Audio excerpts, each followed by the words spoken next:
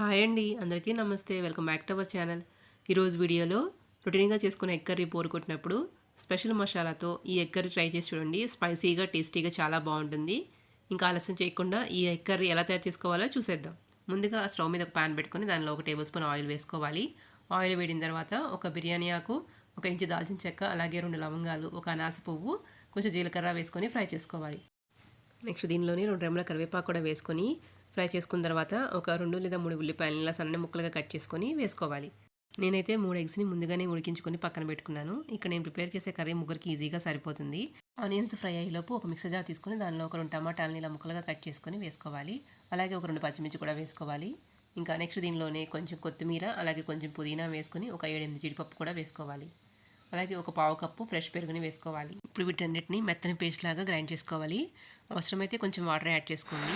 ఈలోపు మనకి ఇలా ఆనియన్స్ కూడా ఫ్రై అయిపోయాయి. ఇప్పుడు దీనిలో 1 టీ స్పూను అల్లం వెల్లుల్లి పేస్ట్ వేసుకొని పచ్చివాసన పోయేంత వరకు ఫ్రై చేసుకోవాలి. ఇలా బాగా ఫ్రై చేసుకున్న తర్వాత ఇప్పుడు ఆనియన్స్ని ఇలా కొంచెం పక్కగా తీసుకొని మనం ముందుగా ఉడికించి పెట్టుకున్న ఎగ్స్ని వేసుకోవాలి. అవసరమైతే 1 టీ స్పూన్ ఆయిల్ వేసుకొని దీనిలో కొంచెం సాల్ట్, అలాగే ఒక 1/2 టీ స్పూన్ పసుపు, ఒక 1/2 టీ స్పూన్ కారము, ఒక పావు టీ స్పూన్ గరం మసాలా వేసుకొని ఎగ్స్ని ఒక 2 నిమిషాలు ఫ్రై చేసుకోవాలి. మీరు కావాలంటే ఈ ఎగ్స్ని వేరే ప్యాన్లో అయినా ఫ్రై చేసుకోవచ్చు. ఇలా ఒక 2 నిమిషాలు ఫ్రై చేసుకున్న తర్వాత ఈ ఎగ్స్ని వేరొక ప్లేట్లోకి తీసుకొని పక్కన పెట్టుకోవాలి. ఇప్పుడు ఆనియన్స్ మనకి బాగా ఫ్రై అయిపోయాయి కదా, దీనిలో మనం ముందుగా ప్రిపేర్ చేసుకున్న టమాటా కొత్తిమీర పేస్ట్ని వేసుకోవాలి. ఇప్పుడు అంతా కలిసేలాగా ఒకసారి మిక్స్ చేసుకొని ఈ పచ్చివాసన పోయేంత వరకు మూత పెట్టి ఉడికించుకోవాలి.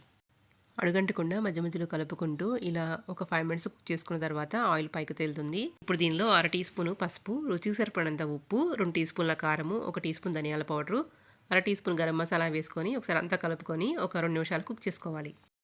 ఈ కర్రీలో గ్రేవీ ఎక్కువగా ఉంటుంది. మనం దీన్ని రైస్లోకైనా లేదా చపాతీలోకి, పరోటాలోకైనా తినచ్చు. ఒకసారి అంతా కలుపుకున్న తర్వాత మీరు ఉప్పుగా సరిపోయా లేదో చెక్ చేసుకోండి. నెక్స్ట్ దీనిలో మనం ముందుగా ఫ్రై చేసి పెట్టుకున్న ఎగ్స్ వేసుకోవాలి. అలాగే ఒక 100 to 150 ml వరకు వాటర్ని యాడ్ చేసుకొని ఒకసారి బాగా మిక్స్ చేసుకోవాలి. ఇలా ఒకసారి బాగా కలుపుకున్న తర్వాత మూత పెట్టి ఒక 5 మినిట్స్ కుక్ చేసుకోవాలి. గ్రేవీ థిక్గా అయ్యి ఇలా ఆయిల్ పైకి తేలిన తర్వాత ఇప్పుడు దీనిలో 1 టేబుల్ స్పూను క్రష్ చేసుకున్న కసూరి మేతిని వేసుకొని ఒకసారి బాగా కలుపుకొని ఒక 2 నిమిషాలు ఉడికించుకోవాలి. అంతేనండి, మనకి ఎంతో టేస్టీగా ఉండే మసాలా ఎగ్ కర్రీ రెడీ అయిపోయింది. చూడండి, ఆయిల్ పైకి తేలింది కదా, ఇంకా మనకి కర్రీ రెడీ అయిపోయింది. దీనిలో మీరు కావాలంటే కొంచెం కొత్తిమీర చల్లుకోవచ్చు. నేనైతే ఇక్కడ కొంచెం ఫ్రెష్ క్రీమ్ యాడ్ చేసుకుంటున్నాను. దీనివల్ల టేస్ట్ చాలా బాగుంటుంది. లేదా మీరు పాల మీద మీగడైనా యాడ్ చేసుకోవచ్చు. స్పైసీగా టేస్టీగా ఉండే ఎగ్ మసాలా రెడీ అయిపోయింది. మీరు కూడా ఒకసారి తప్పకుండా ఈ ప్రాసెస్లో ట్రై చేయండి. అలాగే మీకు ఇలాంటి రెసిపీ అప్డేట్స్ నోటిఫికేషన్ రావాలంటే మన ఛానల్ని సబ్స్క్రైబ్ చేసుకోండి. మీ ఫ్రెండ్స్కి కూడా షేర్ చేయండి. Thank you for watching.